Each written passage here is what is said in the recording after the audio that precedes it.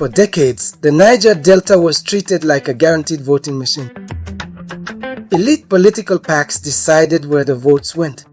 Godfathers made the calls, and millions of people had very little say in any of it. But that era is ending as Nigeria moves toward the 2027 presidential elections. The old fortress is cracking from the inside. Traditional power brokers are watching their federal ambitions collide head on with a new generation that is done being controlled. Grassroots movements aren't just asking for a seat at the table anymore. They are flipping the table over. Today, we are breaking down 5 ways the 2027 presidential alliances will fundamentally reshape voting blocks across Nigeria's oil-rich coastal south. Number 1. The collapse of single-party control. Rivers State has always been the political heartbeat of the Niger Delta, and right now it is at war with itself. The bitter, ongoing clash between Governor Fubara and FCT Minister Nyesom Wike is rewriting the rules of political survival in the region. Wike's camp has been openly signaling that the APC and PDP are merging into a single, unified power structure under the current federal agenda. But that elite arrangement is triggering something nobody planned for: a massive grassroots rebellion. Fubara's entire political survival depends on one message: local control over federal interference. And that message is resonating. For the first time in modern democratic history, a significant portion of the Niger Delta electorate is actively breaking from party loyalty. In 2027, they will not be voting for a party symbol. They will be voting to reject Abuja's hand in their affairs.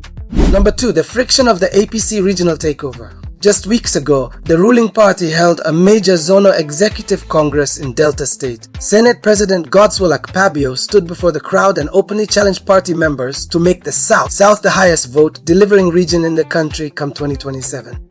On the surface, a show of strength. Underneath, a pressure cooker. Delta constituencies have a long, well-documented history of resisting top-down political mandates. When the directive comes from above, the resistance builds from below. What this elite push will likely produce is not unity, but fracture. Splinter factions forming at the ward level. Voters who will support a presidential candidate at the top of the ballot while actively working against the local enforcers placed beside that same candidate.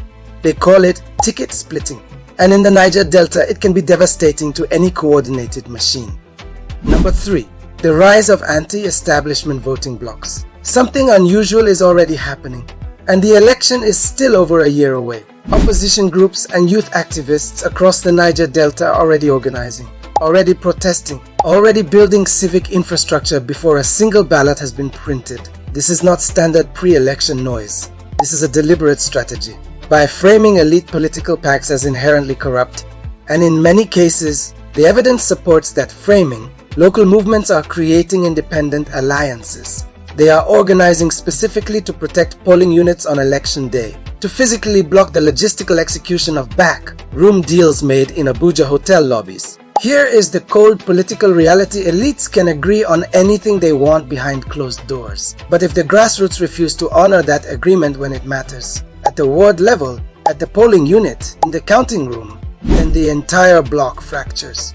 And hyper-local, independent candidates begin to win seats that nobody in the capital was even watching. Number 4. The disruption of regional nostalgia. Now here is the wild card that is scrambling every existing calculation. In mid-April 2026, a highly organized movement began making serious noise around one name: Goodluck Jonathan.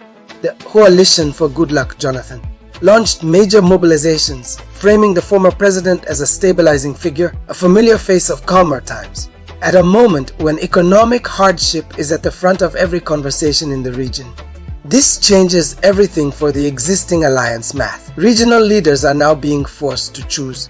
Do they honor their current, financially rewarding federal alignments, or do they respond to the deep ethnic and regional loyalty that the Jonathan era still commands at the grassroots level? For ordinary voters across the Niger Delta, Jonathan represents a third option, not the ruling coalition. Not the fractured traditional opposition, something else entirely. That nostalgia factor has the potential to split the PDP base in half while simultaneously pulling moderate voters away from the ruling party. No godfather planned for that variable, and none of them have a clean answer for it.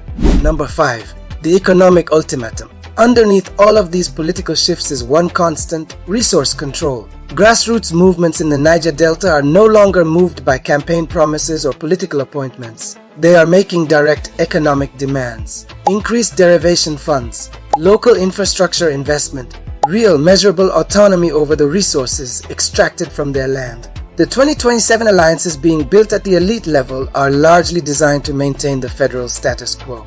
But the coastal communities are living through inflation, currency instability, and decades of infrastructural neglect. The calculation for local chiefs and youth leaders has become brutally simple. If the alliance you are asking me to mobilize for cannot deliver tangible economic results to my community, I will not mobilize. The era of blind loyalty in exchange for a ministerial appointment is finished. The 2027 presidential election will not be decided in Abuja boardrooms. It will be decided in wards, in local government councils, at polling units that the old godfathers assumed were already locked down. The Niger Delta grassroots have studied the game. They understand the mechanics. And they are rewriting the rules with the one tool that no amount of elite deal-making can permanently override: their votes. The godfathers are officially on notice.